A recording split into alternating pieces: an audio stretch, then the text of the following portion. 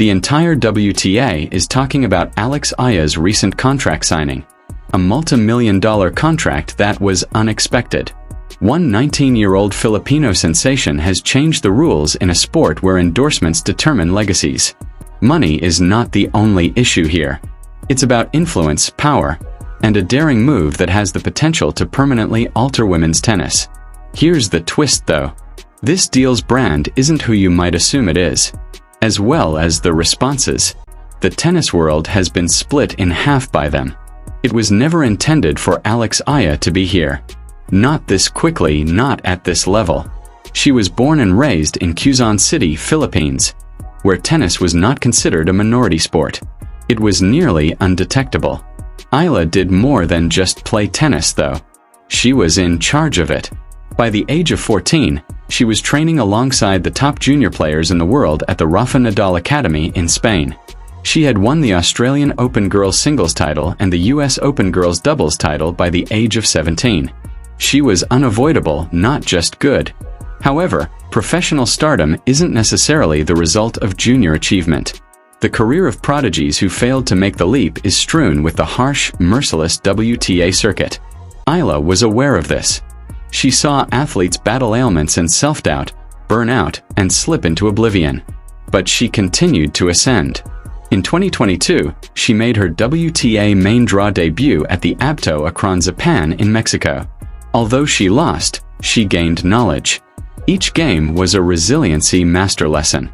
Every setback teaches patience. Eala had risen to the top by 2024. Her marketability was phenomenal. Her mental game was acute, and her forehand was deadly. She represented a country of more than 110 million people who had never had a tennis star of their own. She was youthful, vivacious, and bilingual. The Philippines supported her wholeheartedly. With each victory, social media went wild. Brands took note of the Filipino supporters' devotion to Eala, which went beyond simple support.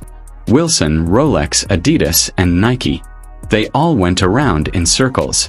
Every week, sometimes every day, Eala's representative answered calls without hurrying. The first deal that came her way, she declined to sign. Eala realized something that most young athletes don't, so she waited. Your financial future is not the only thing that is determined by your first big endorsement contract. It permanently establishes your brand identity. She repeatedly declined the proposals that were made. Most players would have jumped at the chance to sign six-figure contracts, but her club declined. They had a strategy. They were anticipating something more significant, something that would go down in history. However, no one knew, not the media, not her rivals, nor even the majority of her own sponsors, that Eala was already in private negotiations with a brand so big and unexpected that the news would rock the whole sports world when it eventually came out. However, how can a 19-year-old get a contract worth more than some Grand Slam winners make annually? What transpired next holds the key, and it's not what you may anticipate. For more than a year, LVMH executives had been monitoring her ascent, examining her demographic reach, social media activity, and potential to rule Asian markets.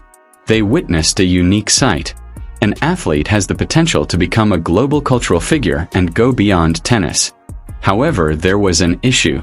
No WTA player outside of the top 100 had ever teamed with LVMH. They had legendary athletes: Serena Williams, Roger Federer, and Naomi Osaka. Although Eala had talent, she had not yet demonstrated it at the greatest level. There was a huge, costly risk involved in sponsoring her. That reluctance was evident in the first offer: $800,000 for 2 years, with performance bonuses dependent on Grand Slam outcomes. Eala's team rejected it right away because they realized that Eala's worth went beyond her ranking. Not because the money was bad or that it would change her life.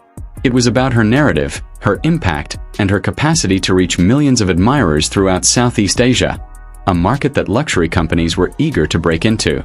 They responded by offering a $12 million 5-year contract with yearly payouts assured regardless of performance.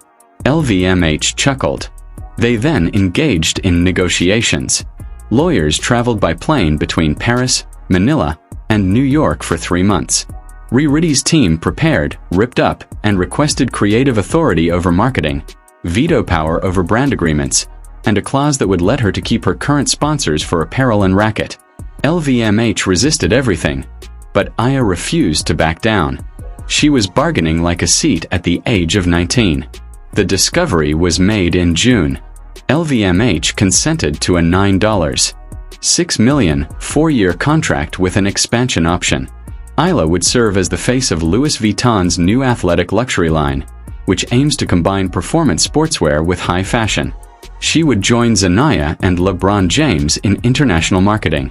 She would receive a portion of sales proceeds, a personalized in-court accessory, and her own signature tennis bag. Grand Slam champions often get deals like that, not young athletes still vying for a tour-level victory. This is where things become complex, though.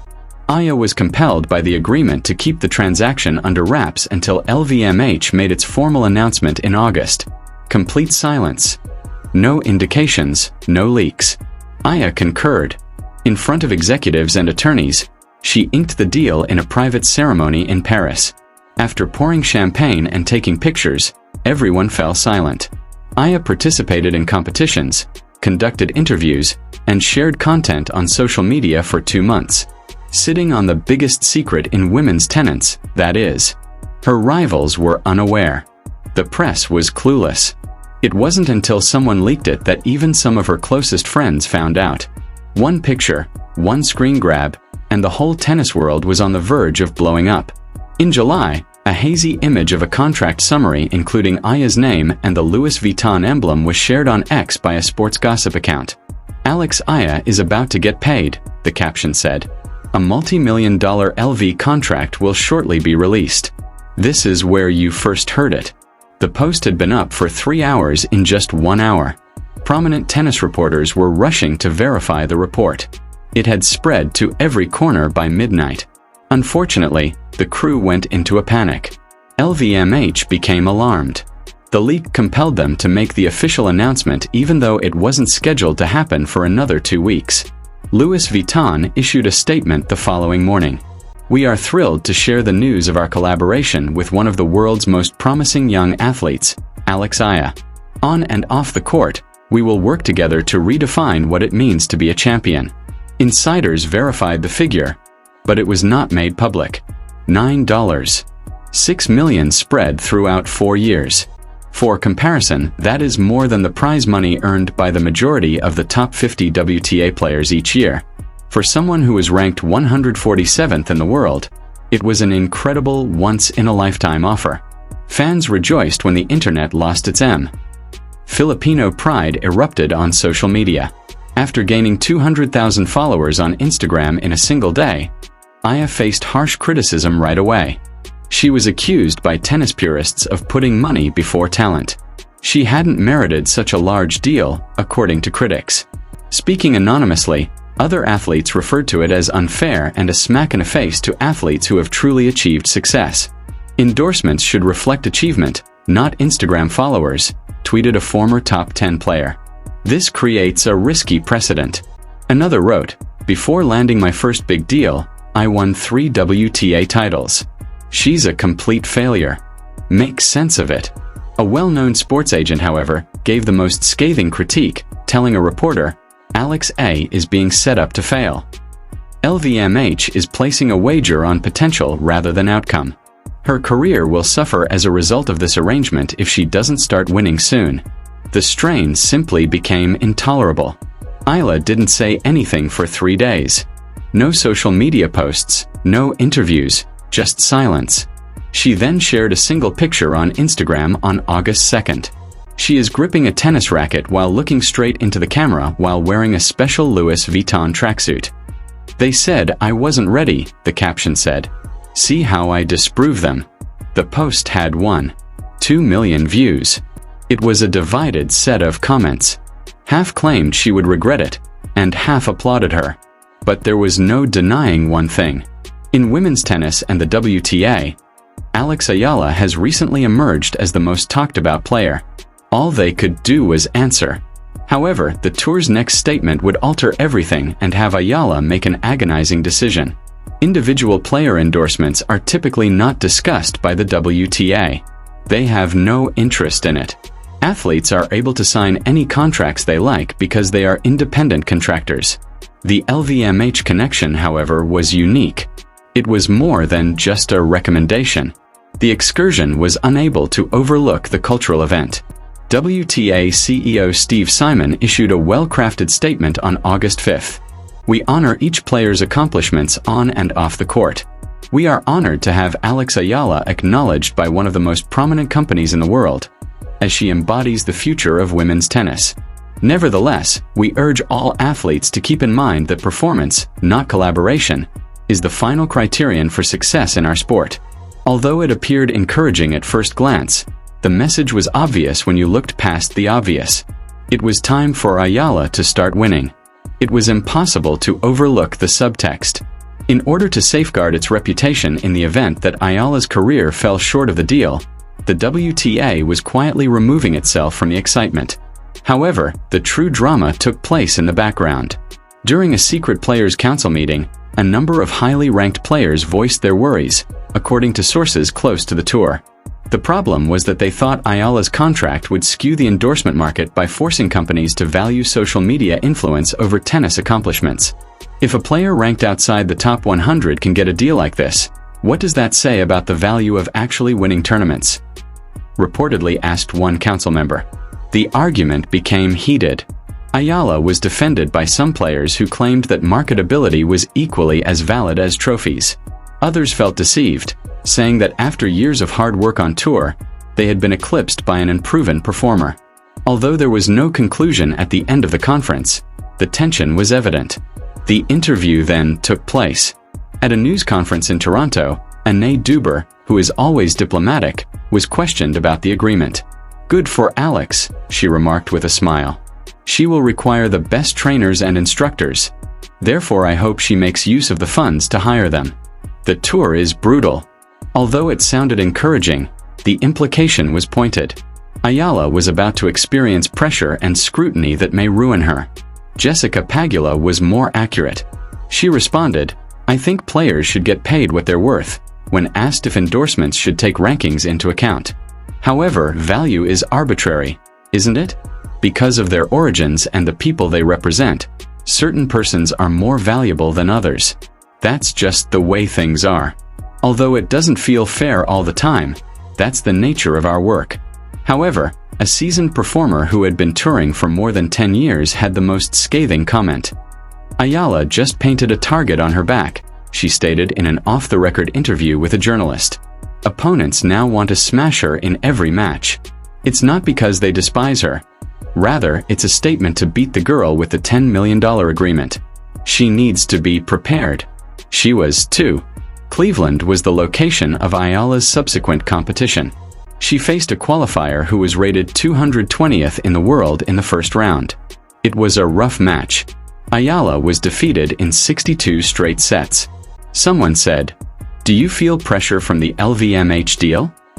Eala gave a composed yet tense response. "Every time I'm on the court, I feel under pressure. Tennis is that. That isn't altered by the arrangement, but it did, and everyone was aware of it." There was a single backlash.